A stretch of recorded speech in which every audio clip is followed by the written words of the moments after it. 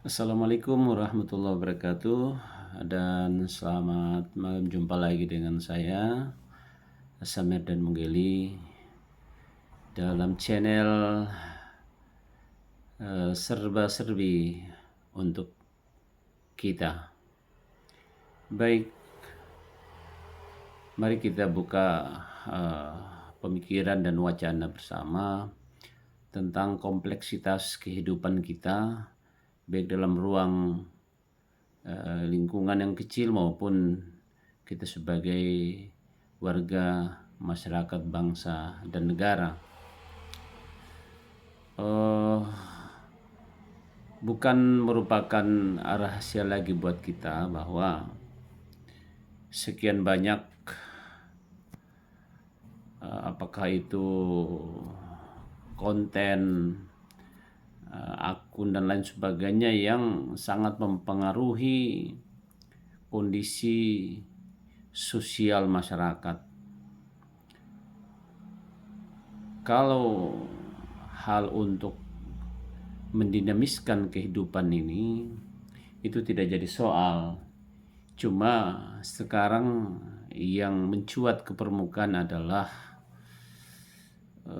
keresahan, kegamangan, bahkan mengarah kepada perpecahan, bahkan lagi mengarah kepada disintegrasi bangsa. Nah,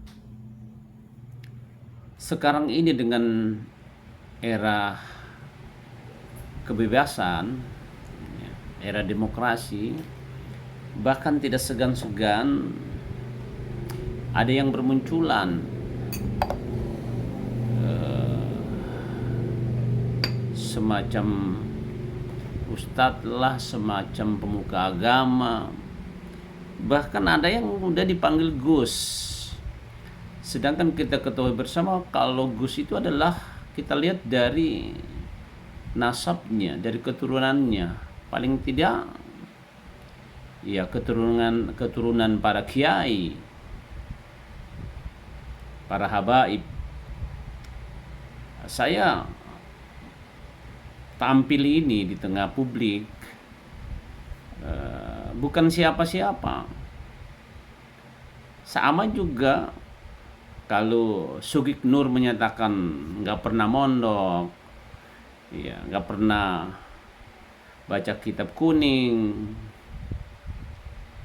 tapi bisa bicara agama, bahkan mengkritisi pemerintahan yang sah. Jujur saja saya ini orang asli Palu, ya, asli Palu, dan sangat memahami daerah ini, di mana Sugik Nur itu sering menyebut-nyebut bahwa punya pesantren di sini, di Jalan Zebra. Itu memang benar, ada di sana bangunan pesantren, tapi pesantren yang sudah tidak berfungsi lagi sebagai pesantren pada umumnya. Yang di sana ada ya sekitar 20-an lah orang-orang yang semacam taman pengajian begitu. Jadi tidak dengan banyak orang dan kemudian katanya memberi makan orang-orang, bahkan guru-guru ngaji, bahkan ustadz-ustadz yang baca ikraul kitab kuning itu dikasih makan, walaupun Sugik Nur sendiri tidak bisa baca kitab. Ini ketika saya atau menanyakan, mengkonfirmasikan kepada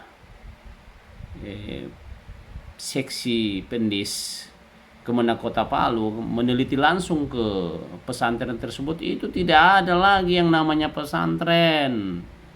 Ya, saya saksi orang Palu ya, tidak mengada-ada. Olehnya itu, berhentilah mengkritisi, apalagi mengkritisi pemerintahan yang sah dengan keluar masuk penjara, mengandalkan mubahala, sumpah.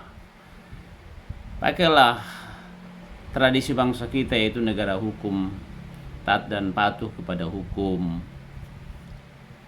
Karena ketika kita berbicara tentang dasar negara kita dan peraturan perundang-undangan, itu sesungguhnya kalau kita menelisik secara dalam bahwa Pancasila itu adalah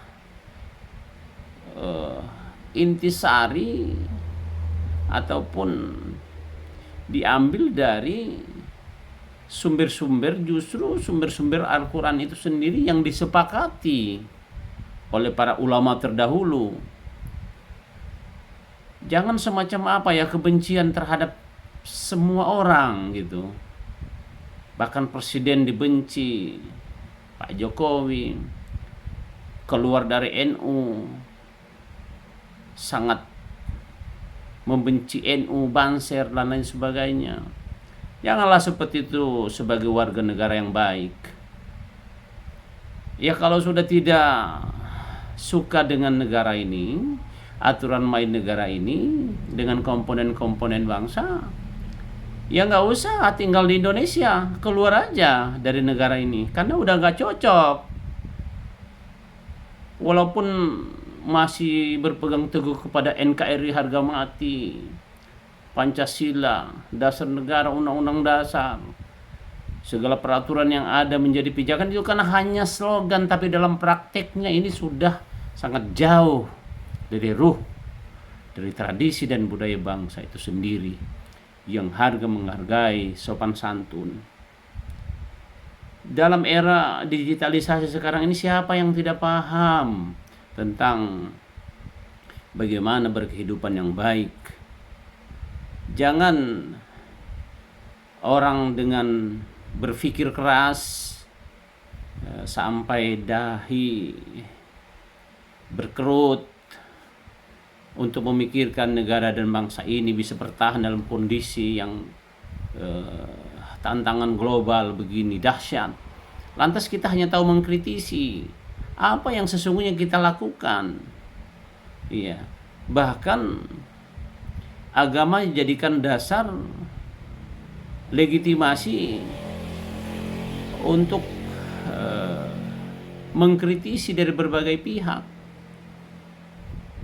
Agama itu adalah diamalkan, bukan dibenturkan antara satu dengan yang lain. Segera kembalilah sadar bahwa kita perlu hidup yang sejuk, saling tolong menolong, bantu membantu, memikirkan tentang tantangan bangsa ini ke depan, tantangan umat, bukan justru menggerogoti dari dalam. Ya, pemerintahan yang sah diobok-obok, rezim dan lain sebagainya. Memang dalam perjalanan bangsa ini, negara kita, kalau kita pakai pikiran seperti Sugiknur, dari Presiden Soekarno sampai sekarang Presiden Jokowi, berarti tidak ada orang Indonesia yang baik. Anda sudah bisa melakukan apa di negeri ini?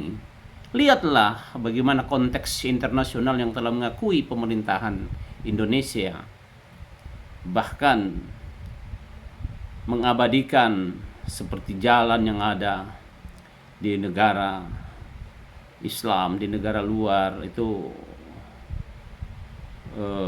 Presiden kita, Presiden Jokowi, ada salah satu nama jalan Presiden Jokowi dan berbagai macam monumen-monumen yang diabadikan. Jangan hanya tahu mengorek keadaan orang, tapi diri sendiri tidak bisa kita mengoreknya. Saya tidak paham ya, kenapa orang bisa terpengaruh dengan untaian kata-kata indah, kata-kata busuk, kata-kata kotor yang dibawa ke ranah teks-teks suci, yaitu Al-Quran dan hadis-hadis Rasulullah SAW. Ya, saya di sini tidak berbicara sebagai ustadz, saya bukan siapa-siapa. Cuma merasa ada panggilan moral, kalau sudah seperti ini orang nggak bisa dibiarin. Kita harus ikut nimrung. Semau aja berkata-kata, ganco, dan segala macam.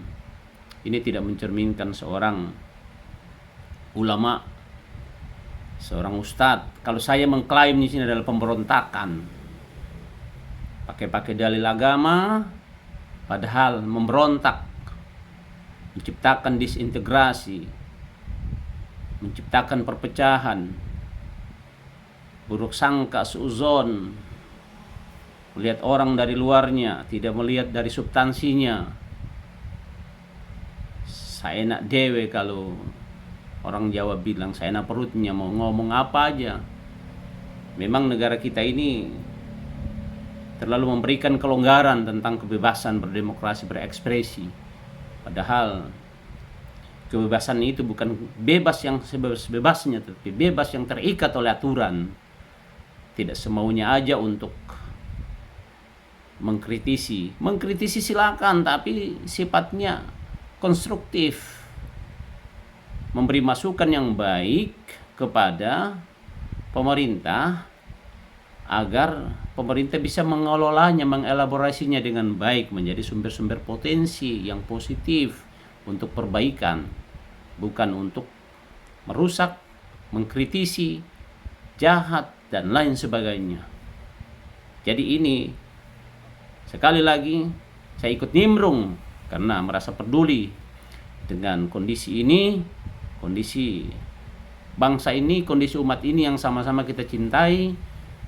Nah, kalau NKRI harga mati yang benar, artinya kita sama-sama mengamankan bangsa dan negeri ini. Oke, demikian. Nanti kita jumpa lagi di soal-soal yang lain. Saya tidak akan berhenti dan saya akan turut campur dalam kondisi keadaan saya apapun yang bukan siapa-siapa ini. Terima kasih. Assalamualaikum warahmatullahi wabarakatuh. Laskar Keadilan.